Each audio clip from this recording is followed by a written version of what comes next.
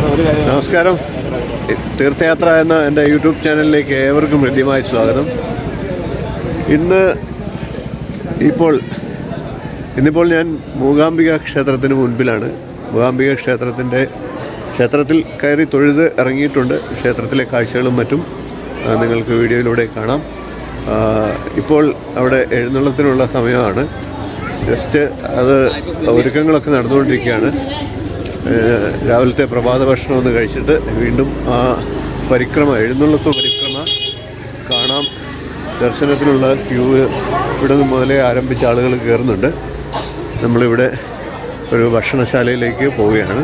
ഭക്ഷണം കഴിച്ചിട്ട് വീണ്ടും അകത്ത് കയറി ദർശനം നടത്താനാണ് ഉദ്ദേശിക്കുന്നത്. ക്ഷേത്രത്തിൻ്റെ വലതുവശത്തൂടെ ആണ് ഇപ്പോൾ നമ്മൾ മുന്നോട്ട് പോകുന്നത്. നമുക്ക് ക്ഷേത്ര വിശേഷങ്ങൾ കാണാം. കഴിഞ്ഞ വർഷത്തെ വീഡിയോ കണ്ടിട്ടില്ലാത്തവരാണെങ്കിലും ഒന്ന് കാണുക. ചാനൽ ഒന്ന് സബ്സ്ക്രൈബ് ചെയ്തേക്കുക. ശിവശക്തി ഐക്യ രൂപത്തിലാണ് മൂകാംബിക ക്ഷേത്രത്തിലെ പ്രതിഷ്ഠ. ശങ്കരാചാര്യരാണ് ഇവിടെ ഭഗവതിയെ ഇന്ന് കാണുന്ന രീതിയിൽ ശ്രീചക്രത്തിൽ പ്രതിഷ്ഠ നടത്തിയത് എന്ന് കരുതപ്പെടുന്നു. ശ്രീചക്രത്തിൽ സ്വയംഭൂവായി കുടികൊള്ളുന്ന ജ്യോതിർലിംഗവും അതോടൊപ്പമുള്ള ശങ്കരാചാര്യരാൽ പ്രതിഷ്ഠിക്കപ്പെട്ടതെന്ന് വിശ്വസിക്കപ്പെടുന്ന സിംഹവാഹനയായ മൂകാംബികാ ദേവിയുടെ പഞ്ചലോഹ വിഗ്രഹവുമാണ് ഈ ക്ഷേത്രത്തിലെ മുഖ്യ പ്രതിഷ്ഠകൾ. മുകളിൽ ഒരു സ്വർണ്ണരേഖയുള്ള മേൽപ്പറഞ്ഞ ശിവലിംഗം അതുവഴി രണ്ടായി പകുത്തിരിക്കുന്നു. അതിൽ വലത്തെ പകുതിയിൽ ബ്രഹ്മാവ്, വിഷ്ണു, മഹാദേവൻ എന്നീ ത്രിമൂർത്തികളുടെ സാന്നിധ്യവും മറുവശത്ത് പരാശക്തിയുടെ 3 ഭാവങ്ങളായ ഭദ്രകാളി, മഹാലക്ഷ്മി, മഹാസരസ്വതി എന്നിവരുടെ സാന്നിധ്യവും കണക്കാക്കപ്പെടുന്നു. മേൽപ്പറഞ്ഞ സ്വർണ്ണരേഖ തുല്യമായിട്ടല്ല ശിവലിംഗത്തെ പകുത്തിരിക്കുന്നത്, മറിച്ച് അല്പം വലത്തോട്ട് മാറിയാണ്. ത്രിമൂർത്തികളെ പ്രതിനിധീകരിക്കുന്ന വലതുഭാഗത്തിന് തന്മൂലം വലിപ്പം കുറവാണ്. ഇതുമൂലമാണ് ഇവിടെ ദേവീ സാന്നിധ്യത്തിന് കൂടുതൽ പ്രാധാന്യം വന്നതും. എങ്കിലും ത്രിമൂർത്തികളെ അവരിൽ തന്നെ പ്രധാനമായും ശിവനെ ഒട്ടും പ്രാധാന്യം കുറവില്ലാതെ കണ്ടുവരുന്നുണ്ട്. ശംഖ്, ചക്രം, വരം, അഭയം എന്നീ മുദ്രകൾ അണിഞ്ഞ ചതുർബാഹുവായിട്ടാണ് അങ്ങനെയുള്ള രൂപമാണ് മൂകാംബികാ ദേവിയുടെ ഇവിടുത്തെ പ്രതിഷ്ഠ. സിംഹാസനസ്ഥയായ രാജ്ഞിയുടെ ഭാവമാണ് ശ്രീചക്രത്തിൽ കുടിയിരിക്കുന്ന ഭഗവതിക്ക്. കോലാപുരേശ്വരിയായ മഹാലക്ഷ്മിയായും മൂകാംബിക ആരാധിക്കപ്പെടുന്നു. ക്ഷേത്രത്തിലെ സരസ്വതി മണ്ഡപത്തിൽ വിദ്യാഭഗവതിയായ സരസ്വതി ദേവിയുടെ പ്രത്യേക പ്രതിഷ്ഠയുമുണ്ട്. കലോപാസകരുടെ കേന്ദ്രമാണ് ഈ സരസ്വതി മണ്ഡപം എന്ന് പറയാം. ക്ഷേത്രത്തിന്റെ വടക്ക് ഭാഗത്തായി മറ്റൊരു ചെറിയ ക്ഷേത്രം കാണാം. ഇവിടെ ചാമുണ്ടേശ്വരിയാണ് പ്രധാന പ്രതിഷ്ഠ. ചൗഡേശ്വരി എന്ന പേരിലാണ് ഈ ദേവി അറിയപ്പെടുന്നത്. ഇങ്ങനെ 3 രൂപങ്ങളിൽ ദേവിക്ക് ഇവിടെ പ്രതിഷ്ഠകളുണ്ട്. ഇതെല്ലാം ചേർന്നതാണ് മൂകാംബികാ ദേവിയുടെ സങ്കല്പം. പ്രധാന ശ്രീകോവിലിലെ സ്വയംഭൂലിംഗത്തിൽ കുടികൊള്ളുന്ന മഹാദേവനെ ഉപദേവസ്ഥാനത്ത് വ്യത്യസ്തമായ 4 ഭാവങ്ങളിൽ ഇവിടെ പ്രതിഷ്ഠിച്ചിരിക്കുന്നു. പ്രാണലിംഗേശ്വരൻ, പാർത്ഥേശ്വരൻ അഥവാ കിരാതമൂർത്തി, നഞ്ചുണ്ടേശ്വരൻ, ചന്ദ്രമൗലീശ്വരൻ എന്നീ പേരുകളിൽ അറിയപ്പെടുന്നു. ഗണപതിയുടെ 3 രൂപങ്ങൾ ഉൾപ്പെടെ മഹാവിഷ്ണു, സുബ്രഹ്മണ്യൻ, ഹനുമാൻ, ശ്രീകൃഷ്ണൻ, വീരഭദ്രൻ, നാഗദൈവങ്ങൾ എന്നിവരാണ് ഉപദേവതകൾ. മൂകാംബികയുടെ സേനാനായകനായ വീരഭദ്രനെ തൊഴുത ശേഷമാണ് ദേവീ ദർശനം നടത്തേണ്ടത് എന്നാണ് ആചാരം. കൂടാതെ ക്ഷേത്ര മതിൽക്കെട്ടിന് പുറത്ത് തെക്ക് കിഴക്ക് ഭാഗത്തായി വലംപിരി ഗണപതിയുടെ ഒരു ക്ഷേത്രവുമുണ്ട്. വടക്കോട്ട് ദർശനം നൽകുന്ന ഈ ഗണപതി ഭഗവാനെ തൊഴുത ശേഷം വേണം മതിൽക്കെട്ടിനകത്തേക്ക് ദർശനം നടത്താൻ എന്നാണ് വിശ്വാസം. വലംപിരി ഗണപതിക്ക് നാളികേരമുടയ്ക്കുന്നത് അതിവിശേഷമായി കണക്കാക്കപ്പെടുന്നുണ്ട്. ക്ഷേത്ര ഉൽപ്പത്തിയും ഐതിഹ്യവും മറ്റും കഴിഞ്ഞ വർഷത്തെ വീഡിയോയിൽ ഞാൻ പ്രതിപാദിച്ചിരുന്നു. അതുകൊണ്ട് ആ കാര്യങ്ങളൊന്നും ഇപ്രാവശ്യം പ്രതിപാദിക്കുന്നില്ല. ക്ഷേത്രത്തിലെ കാഴ്ചകൾ കണ്ട് ഭഗവതിയെ പ്രാർത്ഥിക്കുന്ന ഏതൊരു ഭക്തർക്കും ദേവിയുടെ അനുഗ്രഹം തീർച്ചയായിട്ടും ഉണ്ടാകും. ദേവിയുടെ എഴുന്നള്ളത്ത് കണ്ട് ദേവിയോട് ആഗ്രഹം പറയുന്ന ഏത് ആഗ്രഹവും സാധിക്കും. വീഡിയോ കണ്ട് ദേവിയെ പ്രാർത്ഥിക്കുക. തീർത്ഥയാത്ര എന്ന ഈ ചാനലിലെ എല്ലാ കുടുംബാംഗങ്ങൾക്കും ദേവിയുടെ അനുഗ്രഹം ഉണ്ടാകട്ടെ എന്ന് പ്രാർത്ഥിക്കുന്നു. ക്ഷേത്രത്തിലെ ഈ പറഞ്ഞ ഉപദേവതാ ക്ഷേത്രങ്ങളും ക്ഷേത്രത്തിന്റെ കാഴ്ചകളും എല്ലാം ഈ വീഡിയോയിലുണ്ട്. കാലത്ത് നടന്ന പരിക്രമയുടെ ദൃശ്യങ്ങളുമൊക്കെ നിങ്ങൾക്ക് കാഴ്ചക്കാർക്ക് അപൂർവ ഭാഗ്യം തന്നെയാണ്.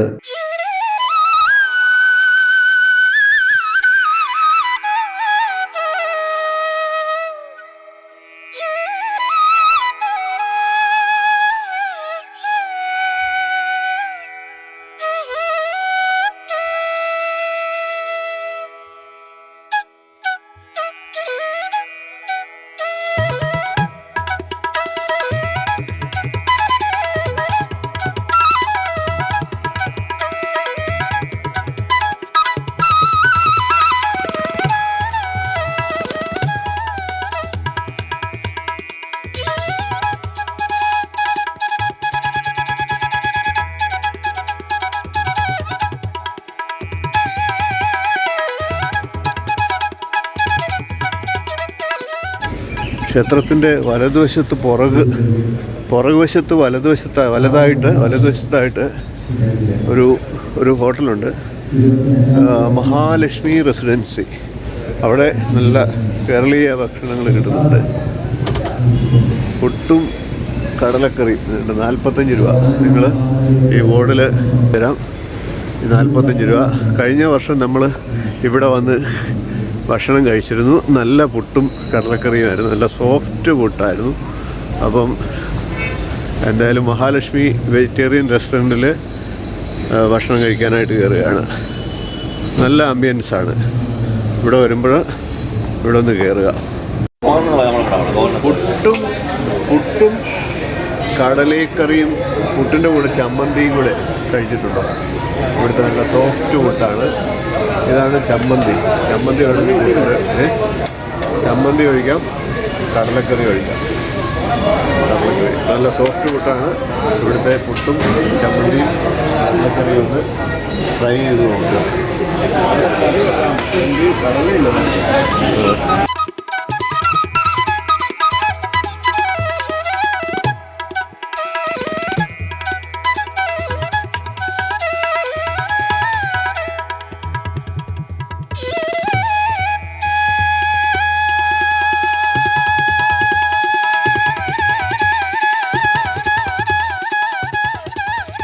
അപ്പോൾ ഇവിടെ ഞങ്ങൾ പുട്ടും കടലയും ചമ്മന്തിയും കൂടെ ചേർത്ത് കഴിച്ചു. നല്ല ഇതാണ്. മസാല ദോശ എല്ലാം ഉണ്ട്, ആവശ്യക്കാർക്ക് കഴിക്കാം.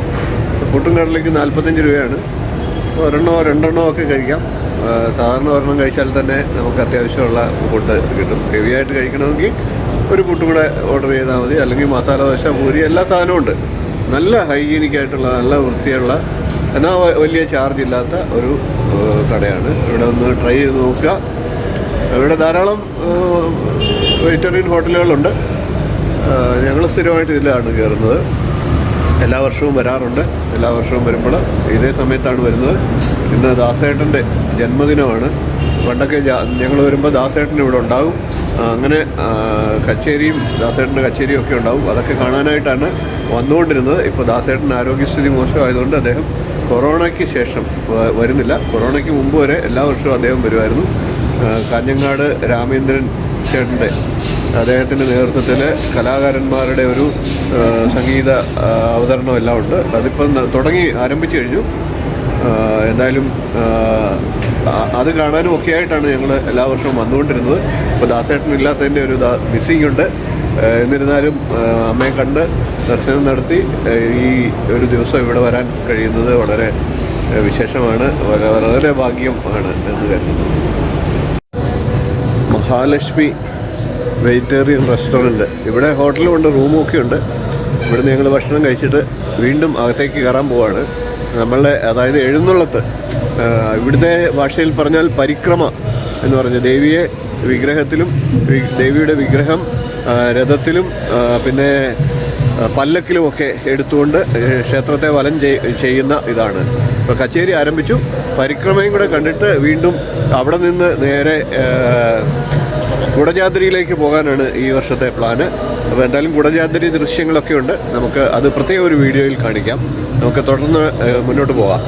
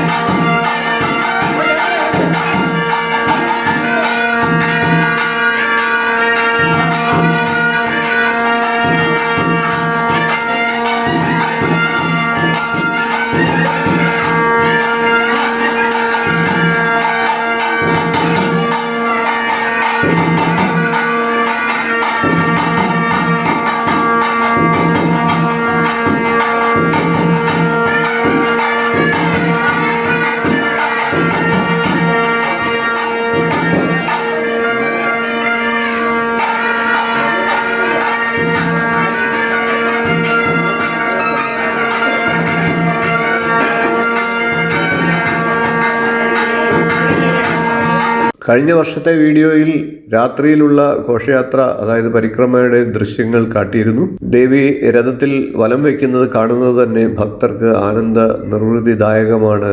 ആ സമയത്ത് പ്രാർത്ഥിക്കുന്ന ഏതൊരു ഭക്തനെയും ദേവി കൈവിടില്ല എന്നാണ് വിശ്വാസം. ഞങ്ങൾ കാലത്ത് തന്നെ തൊഴുതതിനു ശേഷം പ്രഭാത ഭക്ഷണം കഴിച്ചതിന് ശേഷം വീണ്ടും ക്ഷേത്രത്തിൽ എത്തി ക്ഷേത്രത്തിലെ പരിക്രമ, അതായത് ദേവിയുടെ എഴുന്നള്ളത്തും കണ്ടതിന് ശേഷം കുടജാദ്രിയിൽ പോയി വീണ്ടും തിരിച്ച് ക്ഷേത്രത്തിലെത്തി അന്നദാനത്തിൽ പങ്കാളിയായി ഭഗവതിയുടെ അനുഗ്രഹം വാങ്ങിയാണ് തിരിച്ച് യാത്രയായത്. വീഡിയോ ഇഷ്ടപ്പെട്ടുവെങ്കിൽ ഒന്ന് ലൈക്ക് ചെയ്യുക, ഷെയർ ചെയ്ത് മറ്റുള്ളവർക്കും ഈ അറിവ് നൽകുക. ചാനൽ ഒന്ന് സബ്സ്ക്രൈബ് ചെയ്തേക്കുക. നിങ്ങളുടെ അഭിപ്രായം കമൻ്റായിട്ട് അറിയിക്കുക. അടുത്ത ദിവസം നമുക്ക് കുടജാദ്രിയിലെ വിശേഷങ്ങളും ക്ഷേത്രത്തിലെ അന്നദാനത്തിൻ്റെ വിശേഷങ്ങളും മറ്റും കാണാം. ഇനിയും ഇതുപോലുള്ള ക്ഷേത്ര വിശേഷങ്ങളുമായി വീണ്ടും കാണാം. നന്ദി, നമസ്കാരം, ശുഭദിനം.